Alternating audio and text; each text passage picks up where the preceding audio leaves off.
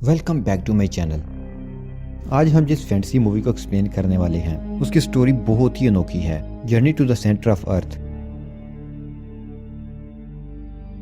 तो मूवी के स्टार्ट में हम प्रोफेसर ट्रेवर को देखते हैं जो वोल्केनिक eruption और डिफरेंट वोल्केनिक एक्टिविटीज की स्टडी करते हैं। उनका एक भाई मैक्स था जो 10 साल से लापता है। वो एक साइंटिस्ट था और अर्थ के कोर के बारे में रिसर्च कर रहा था। उसका मानना था कि जमीन के सेंटर में लाइफ एग्जिस्ट करती है और इस चीज की सपोर्ट में उसके पास काफी सबूत भी थे, लेकिन कोई भी उसकी बात का बिलीव नहीं करता था।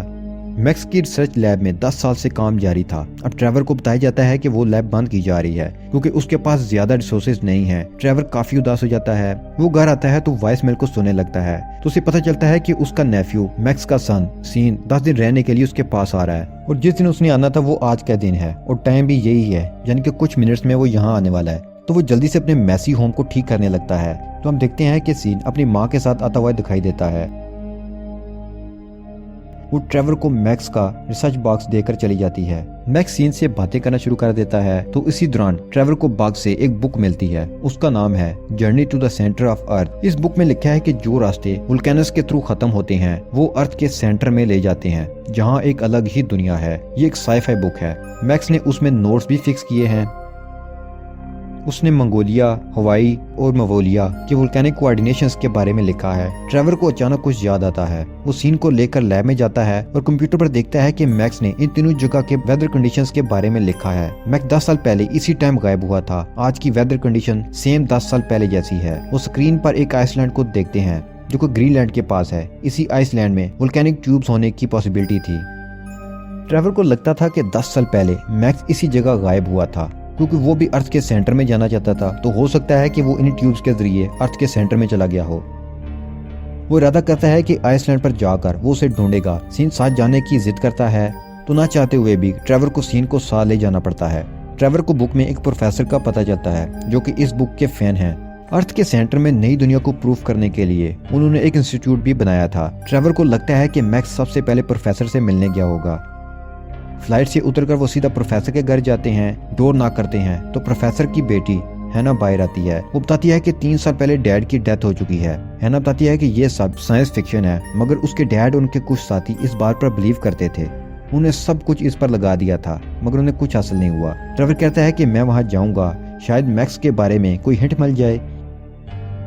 रास्ता काफी दुश्वार होता है। हैना अब उनकी गाइड बनकर उनकी रहनुमाई करती है। अब तीनों हाइकिंग करते हुए एक पहाड़ के ऊपर चढ़ते हैं। वहाँ एक एंटीना नजर आता है। ट्रेवर उसको निकालने लगता है। अचानक वहाँ का वेदर चेंज होने लगता है और उस्मानी बिजली गिरने लगती है।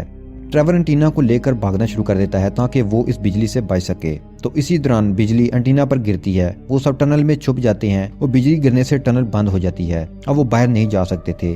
तो सीन पैनिक हो जाता है क्योंकि वहाँ नेटवर्क सिग्नल नहीं थे।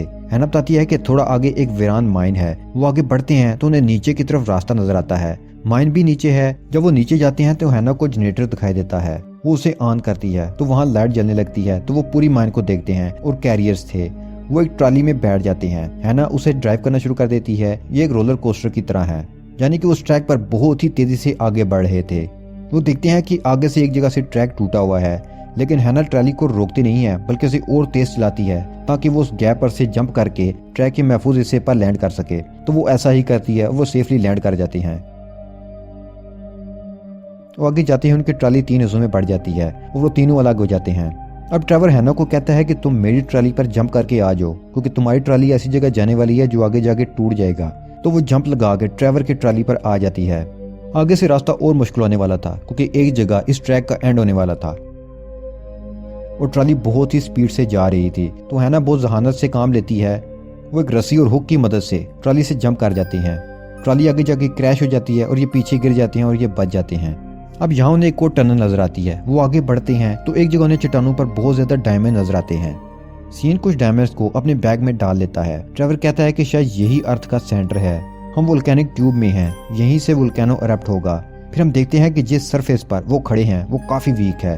वो वहां से आराम से चलकर बचने की कोशिश करते हैं, लेकिन इसी दौरान सीन से डायमंड नीचे गिर जाता है और वो सरफेस टूट जाती है और वो सब नीचे गिरना शुरू हो जाते हैं। अब वो नीचे गिरते ही जा रहे हैं। उन्हें ऐसे लगता है कि अब उनकी मौत आ चुकी है क्योंकि वो नीचे गिरते ही जा रहे हैं और जैसे वो नीचे गिरेंगे तो वो मारे जाएंगे।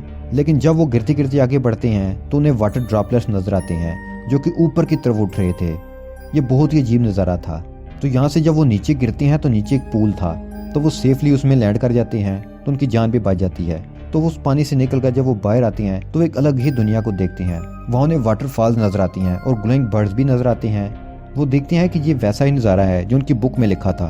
तो उन ग्लोइंग बर्ड्स का पीछा करते करते जब वो आगे बढ़ते हैं तो उन ग्लोइंग बर्ड्स में से एक बर्ड सीन के पास आता है और उसके आगे पीछे घूमने लगता है। फिर वो ग्लोइंग बर्ड और बाकी बर्ड्स उन्हें एक टनल की तरफ ले जाते हैं, तो वो उन्हें फॉलो करना शुरू कर देते हैं। तो वहाँ आगे जाके उन्हें आबशारें नजर आती हैं, दरख्त नजर आते हैं, पौधे नजर आते हैं। तो वहाँ वो समुद्र को भी देखते हैं। वो ये सोच कर परेशान हो जाते हैं कि जमीन के हजारों किलोमीटर दूर यहाँ जिंदगी कैसे एग्जिस्ट कर सकती है, और वो यहाँ सांस भी ले सकते थे, यानी यहाँ ऑक्सीजन भी थी।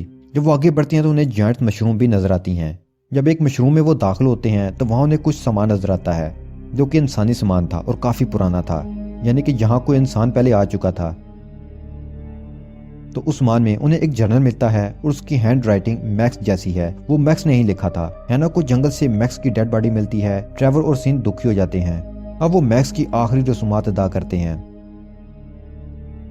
ट्रैवल जर्नल से कुछ लाइन सीन को सुनाता है। मैक्स कहता है कि मैं यहाँ कुछ एक्स्ट्रा ऑर्डिनरी की तलाश में आया था और फिर यही ट्रैप हो गया। यहाँ से निकलने के लिए किसी दूसरे इंसान की जरूरत है। इसकी कैलकुलेशन के अकॉर्डिंग वो अपने सन सीन की खातिर अपनी लाइफ कुर्बान करता है। वो उससे बड़ा होता देखना चाहता था। आज सीन का 3rd बर्थडे है, वो उसे आखिरी दफा देखना चाहता है। ये लाइन पढ़ के वो काफी दुखी हो जाते हैं। तो जनरल को मजीद पढ़ने पर उन्हें पता चलता है कि उनके पास 48 आवर्स हैं। उन्हें किसी भी तरह यहाँ से जाना होगा और रिवर क्रॉस करना होगा। यहाँ का टेम्परेचर किसी भी टाइम राइज हो सकता है और दूसरी साइड वार्म वाटर की आबशार है जो उल्टा फ्लो करती है और अपने प्रेशर से उन्हें अर्थ सरफेस पर ले जा सकती है। वो सब बोट बनाने लगते हैं और वहाँ का टेम्परेचर राइज होने लगता है। अब वो बोट पर बैठकर समुद्र में आगे बढ़ना शुरू कर देती हैं। तो रास्ते में खौफनाक किस्म की फिशेस उन पर अटैक कर देती हैं। वो उनसे बचने की कोशिश करते हैं, लेकिन वो बहुत ही ज्यादा होती हैं। तो उनकी हेल्प के लिए अजीब से बड़े बड़े क्रिएचर पानी से निकल आते हैं और वो उन फिशेस को खाना शुरू कर देते हैं, लेकिन वो इनको कुछ भी नहीं कहते।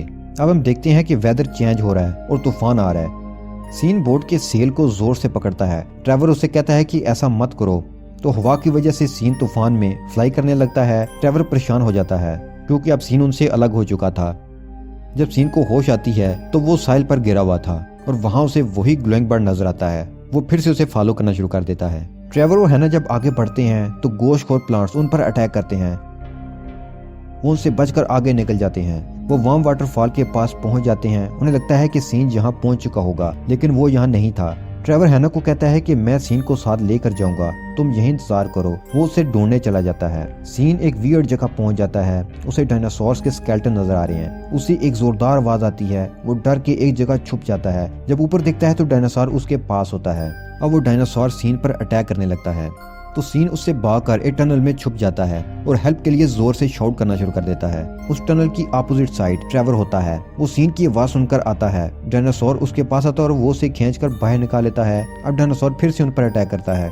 तो ट्रेवर भागते भागते सीन को कहता है कि तुम दूसरे ट्रैक पर चलो, डायनासोर को मेरे पीछे आने दो, मैं शॉर्ट सरफेस पर भागूंगा।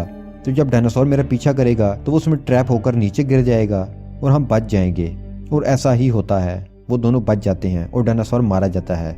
जब वो दोनों वापस आते हैं तो देखते हैं कि हैना ने स्केलेटन से एक बोर्ड बनाई है। वो उस पर बैठते हैं और एक होल में ट्रैप हो जाते हैं। उसके नीचे लावा है। वाटर कहीं भी नजर नहीं आता। हैना कहती है कि वाल गीली है, हो सकता है कि दूसरी साइड वाटर हो। ट्रेवर देखता है कि वाल पे मैग्नीशियम है। वो आसपास की रॉक्स को इग्नाइट करता है। वाल टूट जाती है और वाटर आने लगता है। पानी जब लावा में गिरता है तो पानी की वेव ऊपर आती है और इन सबको बाहर ले आती है। वो वोल्केनिक ट्यूब से बाहर आसमान को देखते हैं। वो अब उस वोल्केनिक ट्यूब से बाहर की तरफ आ रहे हैं। तो वहां से उन्हें आसमान नजर आता है और एकदम से वो पहाड़ की चोटी से जमीन पर वापस आ जाते हैं। तो वो जिस कंट्री में क्रैश लैंडिंग करते हैं वो इटली है। हम देखते हैं कि इस लैंडिंग के दौरान एक बूढ़े आदमी का हाउस और उसके फील्ड्स को उन्होंने डिस्ट्रॉय कर दिया था। वो ये देखकर शोर करना शुरू कर देता है, तुमने मेरी फसल तबाह कर दी है और मेरा घर भी तोड़ दिया है। तो सीन उसे एक डायमंड देता है। वो ये देखकर खुश हो जाता है और कहता है कि तुम एक दफा फिर मेरे घर को और मेरी फसल को एक दफा फिर स्लाइड करके तबाह कर सकते हो, मुझे से कोई मसला नहीं है। तो यहाँ से वो तीनों यूएस आ जाते हैं। इस जर्नी में हैना और ट्रेवर एक दूसरे के करीब हो जाते हैं। ट्रेवर मैक्स की बंद लेबॉर्ट्री को फंड देकर फंक्शनल करवाता है।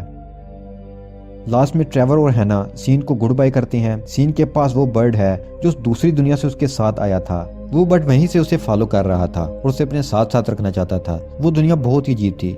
सेंटर ऑफ द अर्थ में जो कुछ चीजें हमने देखी वो बहुत ही अजीब थी। हो सकता है कि ये उसके डैड मैक्स की रूह ही हो, इसी वजह से वो उसके साथ रहना चाहती हो। ट्रेवर सीन को मैक्स की next book lost city of Atlantis देता है और यहीं पर यह मूवी खत्म हो जाती है।